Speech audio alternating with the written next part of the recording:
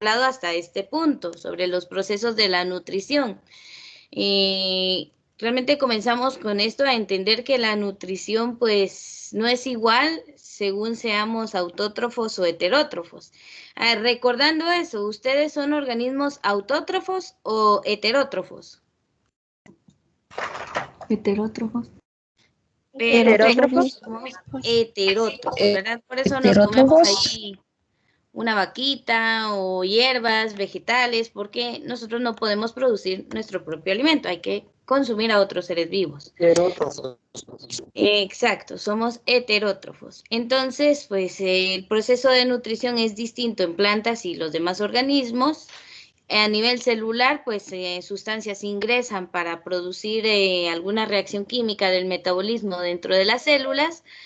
Y bueno, ¿verdad? Las plantas a través de la fotosíntesis, nosotros a través de la digestión en nuestros sistemas digestivo, respiratorio, etcétera, etcétera, todos los que están involucrados en estos 4 procesos.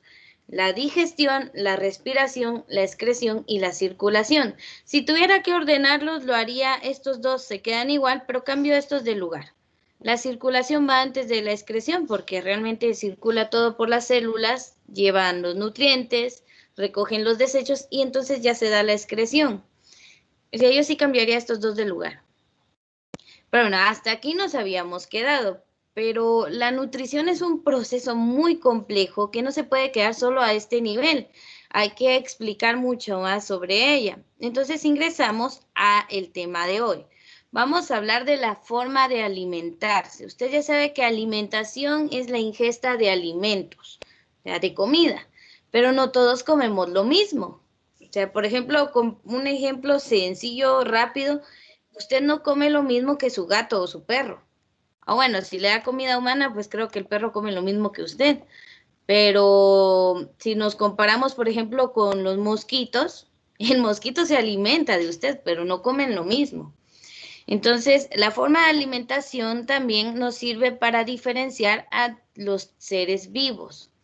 Más que todo vamos a hablar de la alimentación de los seres heterótrofos, porque ya sabemos que los autótrofos pues solo necesitan luz solar, nutrientes y agua y ya, están produciendo materia orgánica. En cambio, todos los heterótrofos pues se alimentan de distintas cosas, según sea su metabolismo. Entonces, vamos a ver aquí varios tipos de heterótrofos, varios tipos de alimentación. Primero, para diferenciar lo que es nutrición de alimentación, vamos a ver su concepto. Y acá nos dice que la alimentación es la ingestión de productos naturales o transformados. Naturales si usted se come una manzana, transformados pues un pay de manzana o una papilla de manzana, eso ya es un alimento transformado, que contienen nutrientes. O sea, alimentación es comer. Nutrirse es lo que hace el cuerpo con lo que comemos, ¿sí? Hay que diferenciar esas 2 cosas. Vamos a darle a aceptar acá a otra compañera. Muy bien. Entonces, poder consumir alimentos, eso es alimentarnos. Según el tamaño y la modalidad en su captura, los organismos pueden ser micrófagos o macrófagos. Por ejemplo, acá modalidad de su captura en cuanto al ser humano, pues no es como que tengamos que correr a la vaca para cazarla y luego pues sacar la carne, sino que nosotros pues en ese sentido ya no hacemos eso. Antes sí, cuando éramos pues nómadas y todo eso sí teníamos que cazar. Aún hay cacería, algunos lo hacen por deporte, otros por necesidad, pues depende de la vida de cada ser. Pero hablando de todos los seres vivos, hablamos de los animales, pues depende del tamaño de lo que coman, son micrófagos si se alimentan de sustancias microscópicas o macrófagos, pues si se comen una vaca o algo grande, ¿verdad? Entonces nosotros somos macrófagos. Toda nuestra comida pues proviene de seres pluricelulares, pues que podemos ver. En cambio los micrófagos pues se alimentan de cosas más pequeñas. Entonces, veamos, aquí hay diferentes tipos de ingestión, o sea, según la alimentación. ¿Qué come cada ser vivo? Eso es lo que vamos a ver. No sé si se ve bien esa imagen, si no trato de mejorarla. Porque, vamos a ver. No, creo que se veía mejor antes. Ahí está. Muy bien. A ver, entonces, según cómo se alimenten, vamos a encontrar grandes clasificaciones si su alimento es líquido o su alimento es sólido. Entonces, vamos primero con los de alimento líquido. No tiene que escribir todo, solo los nombres y datos importantes sobre qué se alimentan, lo que le ayude a usted para diferenciarlos. No tanto literal todo lo que dicen. Solo anote el tipo de ser vivo, el tipo de alimento, el ser vivo y algo que usted entienda de explicación y tal vez un ejemplo. Entonces acá vamos a encontrar alimento líquido. Miren, esto de los endoparásitos es un mundo completo. En lo que es laboratorio clínico, pues nos toca a ver todo ese mundo de los endoparásitos, porque son los que causan enfermedades en los seres humanos. Entonces ahí encontramos a las amebas, la Entomoeba coli, la Endolimax nana, un montón, ¿verdad? Y otros parásitos que pues causan demasiado malestar en los seres humanos.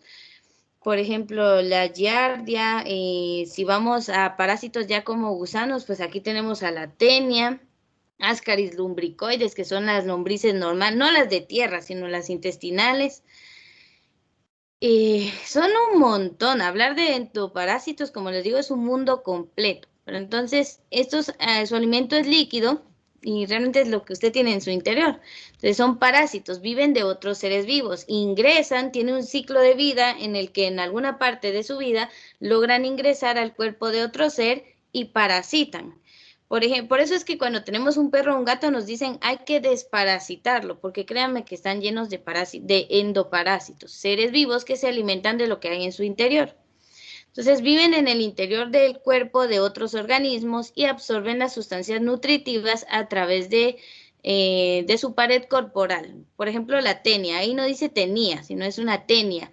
La tenia es un parásito bastante grande que pues llega a la comúnmente llamada solitaria. Esta puede crecer hasta el tamaño de todo su intestino y enrollarse ahí. Es de los peores parásitos que pudiéramos llegar a tener. Pero créame que sí, los seres humanos tenemos muchos endoparásitos. Y también ectoparásitos. Si usted alguna vez en su infancia, tal vez no nos guste contar eso, pero si en su infancia tuvo los famosos piojitos, pues tuvo ectoparásitos, o sea, parásitos que no ingresaron a su cuerpo, pero que vivían de usted. O sus perros, por ejemplo, ¿cuál sería el ectoparásito de los perros y gatos? Las pulgas. Las pulgas. Ujú. Y bueno, en el ser humano, vaya que no se nos pegan las pulgas, ustedes. Ahí anda una que va de abrazar a los perros y gatos y sí tienen ectoparásitos. El más común en el ser humano, pues, es los piojos. Hay otros. Todo esto es un mundo bastante amplio. Y el que más nos detesta, ¿verdad? Y a veces ni dejan dormir por el zumbido, pues los mosquitos. Y lastimosamente, muchas especies de zancudos transmiten muchas enfermedades. La más famosa es el dengue, pero es solo una del montón de enfermedades que estos, pues sirven como vector, que la llevan de un lado a otro. Entonces, lo ideal es siempre en temporada de zancudos, pues limpiar nuestras casas, que no hayan fuentes de agua estancada y lo mejor, pues fumigar. Entonces, los endoparásitos son los que ingresan a su cuerpo y viven de usted. Los ectoparásitos son los que parasitan, pero no ingresan al cuerpo. Entonces, estos pues tienen un aparato bucal, así como el zancudo pues tiene una aguja que puede insertar y succionar sangre. Entonces pueden ser chupador o picador, que les permite extraer jugos vegetales, los que son como las chinches que se alimentan de los vegetales, o sangre como los mosquitos. Entonces, de sus hospedadores. Uno se convierte en fuente de alimento para estos ectoparásitos y endoparásitos. Entonces, si usted alguna vez tuvo amebas o lombrices, como dicen comúnmente, usted tuvo endoparásitos. Si tuvo piojos, pues fue ectoparásitos. Y créanme que muchas personas a veces asumen que que les dio indigestión, que solamente es un malestar pasajero y se acostumbran a vivir con endoparásitos. Entonces, puede pasar. Estos dos tipos se alimentan de alimentos líquidos. Los endoparásitos, el alimento líquido en los intestinos, y los ectoparásitos, pues sangre o jugos de los vegetales, dependiendo del tipo de parásito que sea. Muy bien, ya saben que copia solo un detalle de cada uno y un ejemplo, pues para tener idea de qué estamos hablando. Alguien me dice si está copiando, si no, cambiamos a la siguiente. Estoy copiando, Miss. Vale, vamos a darte un minuto. Miss, no pude hacer.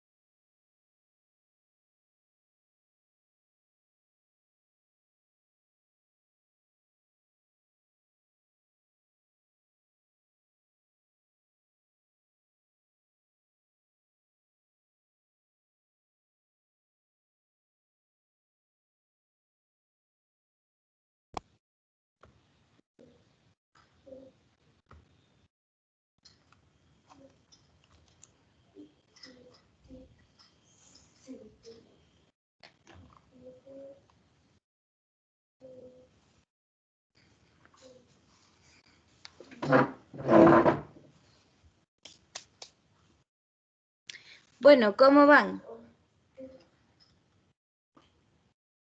Ya, profesora, gracias. Muy bien. Ya, Miss. A ver, entonces, estos son dos tipos de seres que se alimentan de cosas líquidas, alimentos líquidos, endoparásitos y ectoparásitos. Ahora, en la siguiente, vamos a ver a todos los que se alimentan de pues, alimentos sólidos. Y estos van a haber dos grandes divisiones. Los micrófagos, que se alimentan de... Sus alimentos son sustancias sumamente pequeñas, y los macrófagos, que se alimentan pues de otros seres vivos más grandes, y por eso pues la clasificación. La terminación fago hace como esa relación a alimentarse, a tragar, y bueno, aunque no lo crea y usted está viendo aquí una ballena, pues las ballenas son micrófagos, su alimento es realmente pequeño, más si lo comparamos con el tamaño de su cuerpo. Entonces veamos. Los animales que son micrófagos van a recoger el alimento en pequeñas partículas, o sea, alimentos muy, muy pequeños. Y tenemos a todos los filtradores acuáticos. Estos pues se alimentan de partículas de pequeño tamaño que hay en el agua y lo conducen a través hasta la boca mediante corrientes producidas por cilios, patas, tentáculos, pues lo que tengan según su anatomía, gracias a un aparato filtrador. Ahí podemos encontrar a las esponjas marinas, al mejillón, algunos son fijos al sedimento marino, y ahí entran los bivalvos, que son esas que tienen doble caparazón, como esta almeja. Y también vamos a encontrar a grandes nadadores que son filtradores acuáticos. Entonces, estos van a tomar nutrientes continuamente. O sea, ellos, como su alimento es tan pequeño, siempre están filtrando agua para poder obtener nutrientes. Entonces, algunos no necesitan desplazarse y la mayoría son fijos, ¿verdad? La almeja, el mejillón, todos los moluscos que son bivalvos. Aunque no lo crean, estas almejas sí se mueven, expulsan chorros de agua para poderse mover de un lugar a otro, pero no lo hacen muy seguido, ¿verdad? No, al menos no como una ballena. Entonces, la ballena entra en la clasificación de animales filtradores acuáticos. ¿Por qué? Pues porque así se alimentan. No crea que porque la ballena es enorme va a comer cosas enormes. Por ahí hay una historia de un hombre que fue tragado por una ballena. Eso es imposible. La parte de la garganta de la ballena es del tamaño de un melón. O sea, nunca habría pasado un ser humano por allí. Entonces, por eso dicen que esa historia es más sobre un pez muy grande que sobre una ballena, porque las ballenas son filtradores acuáticos, o sea, no se lo van a tragar. Ahora, si es un tiburón, pues ese sí. Entonces, hay animales nadadores adaptados a este tipo de alimentación, como sucede con algunos peces y las ballenas, que son mamíferos, cuyo paladar cuelgan unos flecos, unas como barbas internas que retienen el plancton marino. Las ballenas, a pesar de su enorme tamaño, se alimentan de plancton marino. El plancton son seres pues microscópicos que abundan en el océano, ¿verdad? De verdad, pues de esto se alimentan a pesar de ser animales tan grandes. Por eso son micrófagos, porque comen seres muy pequeños. También hay animales micrófagos sedimentívoros, o sea que se alimentan de sedimentos, eso ya hablamos de tierra, no en el agua. Estos aprovechan los nutrientes que hay en los sedimentos, también son ingeridos y posteriormente eliminados, como en el caso de la lombriz de tierra, que es un anélido, un gusano redondo, y la holoturia, que es un equinodermo, como la estrella de mar también es un equinodermo. Entonces, estas lombrices se alimentan de los nutrientes que encuentran en la tierra, entonces filtran sedimentos y pues estas hacen que la tierra donde estén sea muy fértil. Entonces, miren, hay seres tanto acuáticos como terrestres que son micrófagos, que se alimentan de sustancias muy, muy pequeñas. Y luego, pues, nosotros entramos en la clasificación de macrófagos, porque todo lo que usted se come, pues, no es de un tamaño microscópico, sino mucho más grande. Entonces, los que son macrófagos, estos ingieren el alimento en pequeños fragmentos más o menos grandes y de forma activa. ¿De qué depende qué tan grande va a ser lo que usted se trague? Pues dependiendo del tamaño de sus fosas, de su boca. El ser humano pues no puede engullir un ser completo, sino que tiene que masticarlo para poder tragarlo. En cambio, hay animales como los cocodrilos, ¿verdad?, que pueden abrir sus fauces bastante y engullir una presa más grande. O las serpientes que incluso dislocan su mandíbula inferior, pues para que les quepan, yo que sé, un cuyo, un ratón o algo más grande. En cambio, pues nosotros tenemos que masticar para poder tragar una pieza más o menos grande. Entonces, poseen para ello estructuras especializadas cuya morfología permite clasificar estos organismos en, a ver, ¿qué es lo que van a tener especializado? Por ejemplo, los carnívoros todos tienen grandes colmillos para poder arrancar la carne. Los herbívoros tienen grandes molares para poder macerar pues los alimentos, las hojas, la hierba, lo que sea que coman. Entonces, todos los seres vivos tienen la morfología o su anatomía para lo que consumen, para lo que se han especializado, para lo que han evolucionado por millones de años, pues para poder seguir alimentándose de ello. Entonces tenemos en primer lugar los animales masticadores. Estos, pues ahí entramos nosotros también. Reducen el alimento a pequeños fragmentos mediante dientes, mandíbulas o maxilas, como los mamíferos y los insectos. A veces la trituración se lleva a cabo en una región especializada del estómago, como en el caso de las aves, que carecen de dientes.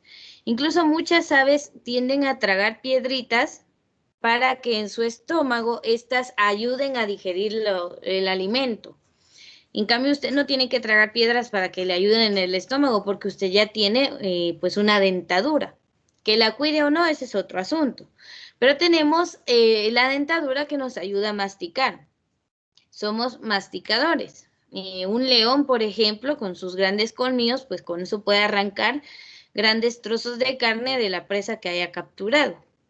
Ahora, hay otros animales que carecen de una dentadura y por lo tanto no pueden masticar. Ellos son engullidores, o sea, se tragan el alimento completo.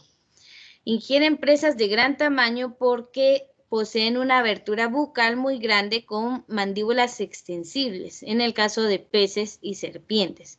Como les decía, las serpientes, principalmente las pitones, como la que estamos viendo aquí, su mandíbula inferior se puede extender a tal manera de que puedan tragarse completo una presa pues un poquito más grande.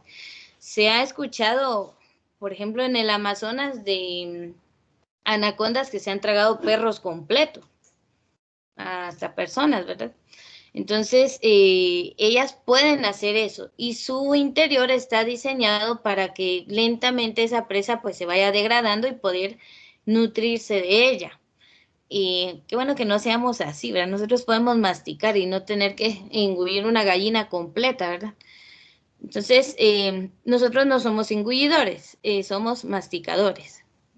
Y el último tipo son los animales trituradores que también toman alimentos reduciéndolos a fragmentos muy, muy pequeños, como los moluscos gasterópodos, o sea, los caracoles y las babosas, que presentan una estructura llamada rádula que realiza esa función. O sea, tienen la estructura especializada para poder, pues, digerir sus alimentos hasta un punto tan pequeño para que pueda ingresar a su cuerpo. Entonces, la gran clasificación de macrófagos son los masticadores, los engullidores y los trituradores. Masticadores como nosotros, engullidores como las serpientes y trituradores como los gasterópodos, sea estos caracoles y las babosas. Todos ellos se van a alimentar pues de sedimentos más grandes y no tan pequeños como los micrófagos, que hay filtradores acuáticos y sedimentívoros, o sea, los terrestres. Todos estos seres tienen en común que su alimento es sólido. Solo los parásitos consumen alimento líquido, ¿verdad? Los endo y los ectoparásitos. Les voy a dar 3 minutos para que tomen solo las ideas importantes. No me va a decir todo es importante mismo, sino que siempre hay algo más importante, solo que les dé la idea, ¿verdad? Entonces, puede copiar.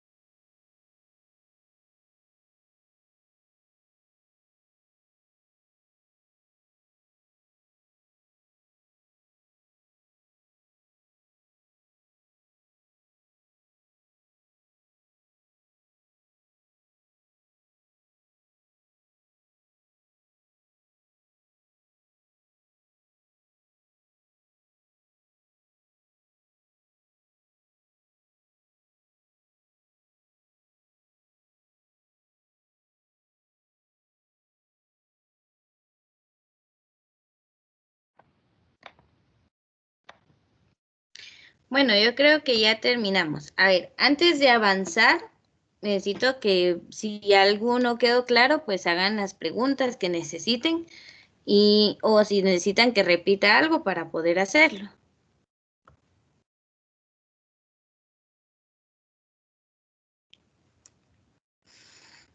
O también que confirmen si todo quedó claro. Todo está bien, gracias. Va, muchas gracias a ustedes por contestar.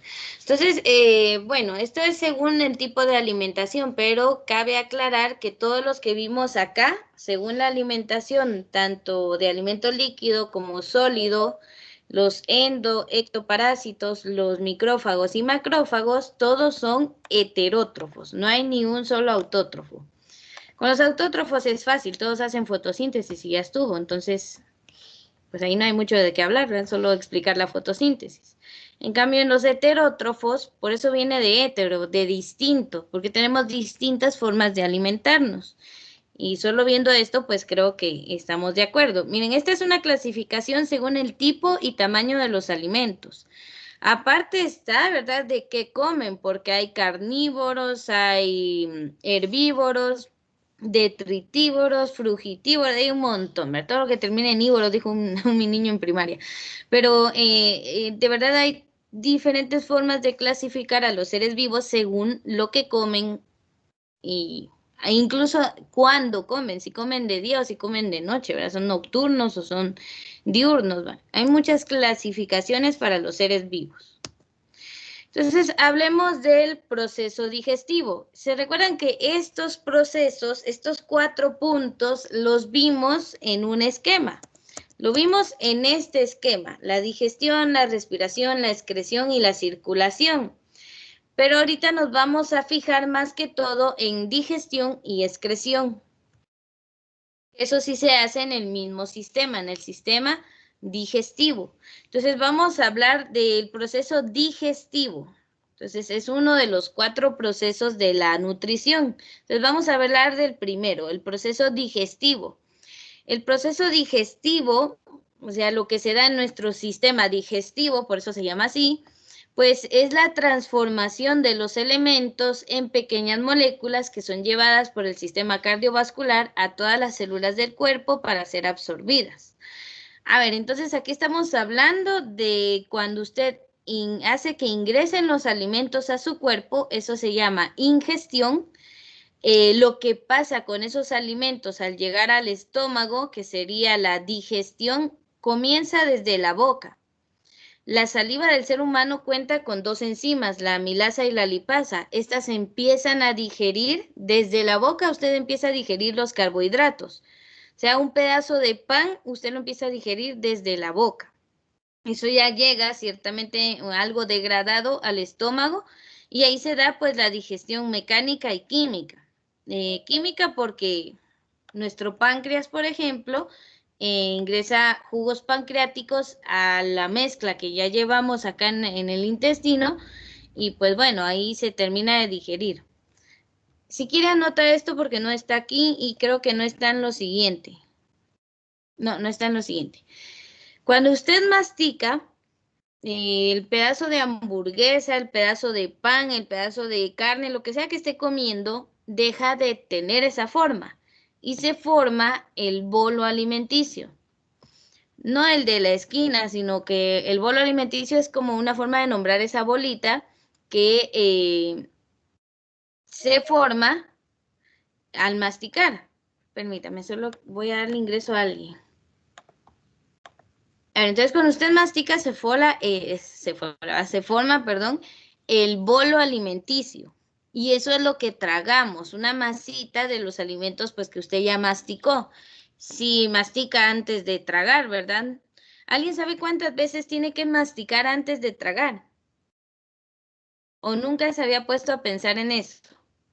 3 o 5 veces. Bien, ahí dicen 3 o 5 veces. ¿Alguien dice algo distinto? Depende qué va a comer. 15, 7. Realmente tenemos ideas muy distintas, ¿verdad? Hay un compañero dijo, depende de qué va a comer, ¿verdad? No se va a poner a masticar agua, ¿verdad? 40 Eso veces. tiene razón. ¿Cuántas? A ver, no escuché lo último, pero a ver, supuestamente, según una teoría, porque al final todos tenemos teorías distintas, hay que masticar al menos 30 veces antes de tragar. Pero imagínense, después de almorzar usted va a parar con dolor en la mandíbula. Esto se supone que para que la digestión en el estómago y los intestinos sea más sencilla, porque el alimento pues ya va degradado. Pero a veces cuando tenemos prisa, medio masticamos 1, 2 veces y ya tragamos. Y el problema es que no estamos ayudando a nuestra digestión y ya más abajo en nuestro sistema digestivo. Entonces sí tenemos que masticar lo suficiente para que el bolo alimenticio pues ya vaya bastante degradado y sea más fácil la digestión por acá, tanto en el estómago como en la primera porción del intestino delgado, el duodeno. Entonces sí necesitamos masticar bien. Incluso cuando usted mastica más rápido le llega la señal al cerebro de que usted está satisfecho, entonces come menos y no engorda tanto, ¿verdad? ¿Por qué? Porque realmente si usted no mastica lo que está comiendo y solo traga y traga, pues el cerebro no recibe esa señal de que masticó, de que ya se esforzó y que ya fue suficiente. Incluso si usted está acostumbrado a comer con el celular en la mano, está viendo ahí los chismes en Twitter, en Facebook o en todas las redes sociales, se concentra en todo menos en comer. Como ya es una acción mecánica, pues ya usted ya sabe comer, como desde los 2 años le enseñaron a comer, entonces ya lo hacemos de forma inconsciente, va, mastico y trago, pero no me fijo ni si mastiqué bien, en cuánto estoy comiendo, solo vi, cuando se dan cuenta ya se acabó lo del plato. Y si es posible hasta lo del plato del que estaba a la par en la mesa. Entonces hay que comer y concentrarse en ello. Si usted va a comer es a eso. Tampoco estar charlando con las personas en la mesa. Es un momento agradable y en familia, pero hablar mientras se come es realmente es peligroso. Porque imagínese, ahí está la pobre faringe y laringe que no saben si abrir hacia el esófago o hacia la tráquea para que usted hable y trague al mismo tiempo. Y si el alimento se va a la tráquea, que es del sistema respiratorio, pues hasta ahí y se va a hablar, pero con San Pedro. Entonces sí hay que tener cuidado a la hora de la ingesta, concentrarse en lo que está haciendo, masticar lo suficiente y ya cuando se formó el bolo alimenticio, tragar. Ese proceso de tragar se llama deglución. Deglución entonces es hacer que los alimentos desciendan de nuestra boca a través del esófago. Miren, el esófago es como, no tengo ninguna aquí, es como una pajilla que está, como cuando usted succiona muy rápido, por ejemplo, algo espeso y las pajillas se pegan. Normalmente se mantiene así, aplastado, porque usted está respirando, entonces la tráquea está ahí funcionando. Entonces, cuando usted come, el esófago se abre por porciones para dejar pasar el alimento. O sea, se abre y lo deja pasar, como que solo eso fuera pasando por ese tubo aplastado. Entonces, es tan bueno en su trabajo que usted puede tragar incluso estando de cabeza. El esófago igual lleva el alimento hacia el estómago. No se lo digo para que hoy vaya a almorzar ahí parado de manos y para ver si es cierto, no, sino que el esófago hace bien su trabajo, pero obviamente pues tenemos que ayudarlo masticando adecuadamente los alimentos el tiempo suficiente para tragar y que la digestión sea más fácil. Cuando los alimentos llegan al estómago, que ahí es donde descienden por el esófago, se abre acá el esfínter del estómago y pasa. Estos alimentos ahí se van a encontrar con una sustancia muy ácida. ¿Alguien se recuerda el nombre de lo que conforma los jugos gástricos? Lo he dicho varias veces, pero en pocas veces se les queda. O me lo han repetido. Entonces, a ver, quiero que piense, ¿cómo se llama esa sustancia que tenemos en el estómago?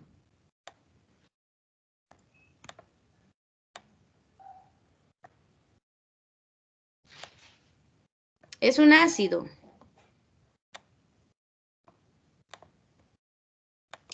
¿Bilis?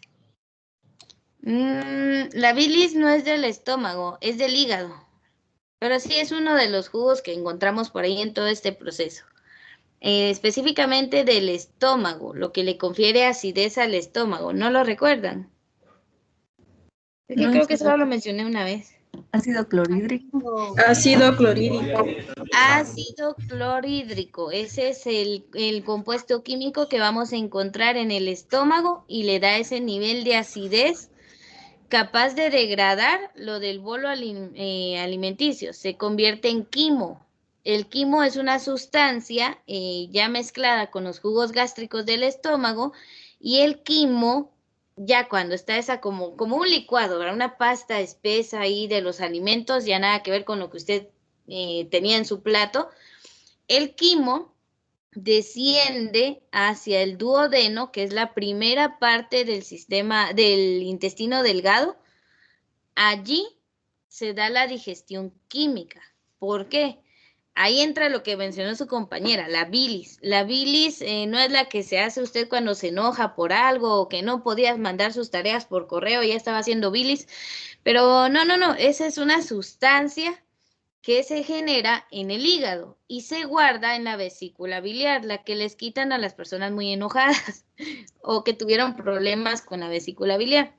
Entonces, ahí en esa bolsita verde que ven aquí abajo del hígado, en la vesícula biliar, se guarda la bilis para que ésta llegue al intestino delgado gota a gota y ayude a la digestión, a terminar de romper enlaces de las moléculas complejas y pues sean más simples y puedan pasar a la sangre. Pero no solo actúa la bilis del hígado, que va a digerir grasas. Cómase unos cuantos chicharrones y va a hacer trabajar a su hígado.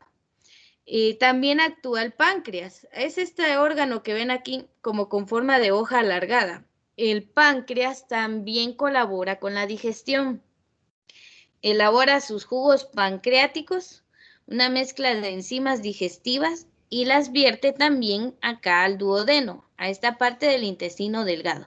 Entonces, allí actúan la bilis, los jugos pancreáticos, y lo que se formó en el estómago, que se llamaba quimo, pasa a ser kilo, con Q, U, I, L, O, kilo.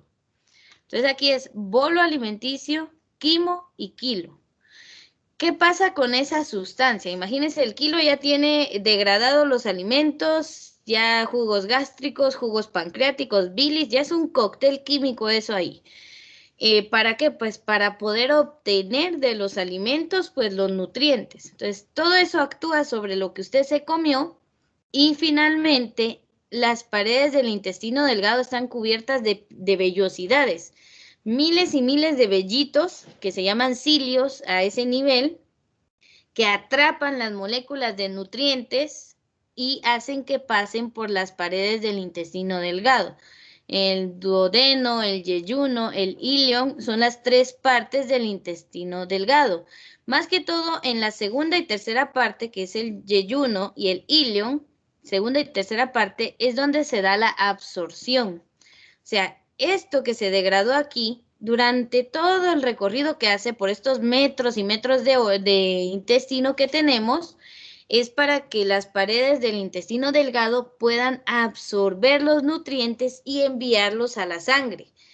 Toda la región abdominal, acá donde usted ve solo los intestinos, pues están rodeados de muchos vasos sanguíneos para ese proceso de absorción. Si el intestino delgado absorbe, ¿pero a dónde lo pasa? Lo pasa al sistema cardiovascular, a las arterias, para que éstas lleven los nutrientes a todas las células de nuestro cuerpo. Por eso es que una herida en el abdomen es bastante riesgosa para la vida, porque ahí tenemos muchos vasos sanguíneos. Las personas fácilmente se mueren por una hemorragia interna. Entonces, y aparte no tenemos ahí como que ningún hueso para proteger esa región. Entonces sí es muy peligroso. Entonces acá, en el duodeno, que es la primera parte del intestino delgado, se termina el proceso de digestión. En el yeyuno e ilion, que es la segunda y tercera parte del intestino delgado, se absorben los nutrientes y pasan a la sangre.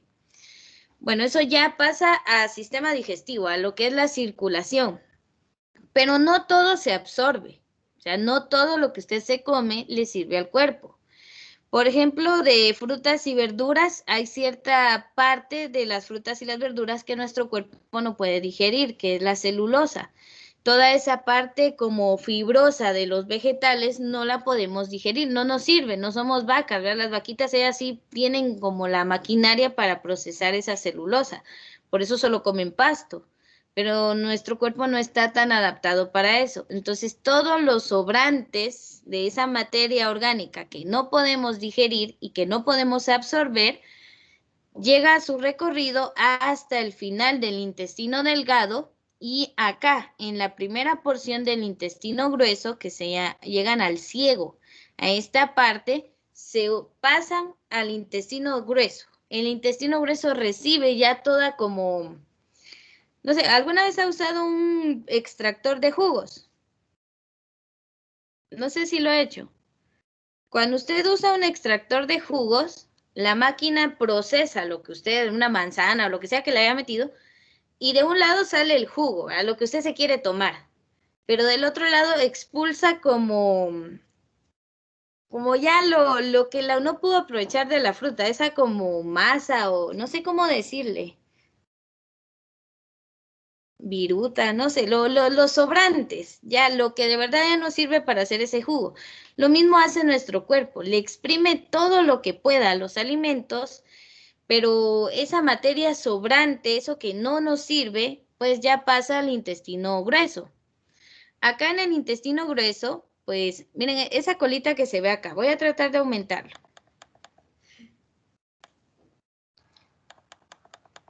Esta parte es el apéndice, el famoso apéndice. Esto lo estamos viendo así de frente, o sea que si usted se voltearía, sabe que queda del lado derecho. Cuando lo que usted come lleva muchas semillas, estas son pesadas. Obviamente las semillas no las podemos digerir. Muchas de esas tienden por la fuerza de gravedad a caer aquí al apéndice, a esa colita. Realmente el apéndice actualmente no tiene una función, es como un sobrante evolutivo, algo que pues ya no nos sirve, pero cuando se acumulan ciertas sustancias en él, con una que roce una pared del apéndice y le haga una microherida, ahí se puede dar una gran infección. Y ahí viene la apendicitis, la inflamación del apéndice. Y eso sí, ustedes ya saben que una apendicitis es sinónimo de operación de emergencia. Y nos abren solo para sacarnos esta colita, el apéndice. Entonces, es un sobrante evolutivo que realmente ahorita no tiene función, antes tal vez sí. Entonces, los alimentos, lo que ya no podemos utilizar de los alimentos, llega al intestino grueso. Se maneja por el colon ascendente, el colon transverso, el colon descendente, el colon sigmoideo, el recto y el ano. Entonces, durante todo este recorrido, lo que hace el intestino grueso es terminar de absorber lo que le sirva al cuerpo y más que todo ahí sería agua. Le quita el agua a esa sustancia y se van formando en todo este recorrido las heces fecales, que es lo que al final del tiempo que le haya llevado al cuerpo formarlas, pues se van a expulsar al exterior. Esa es la egestión, la expulsión de la materia fecal, que es lo que ya de verdad no le sirve al cuerpo para nada. Ese es todo el proceso digestivo. Bien, yo sé que hablé de muchas cosas en poco tiempo, entonces necesito que me diga si hay algo que quieran que repita o algún nombre que no tomaron para hacerlo. Tenemos 4 minutos exactos para cualquier duda que haya quedado sobre esto. Pues nos manda una explicación por PDF, por favor. Un PDF. No, realmente con que usted tome nota o pues vea el video cuando lo necesite es más que suficiente.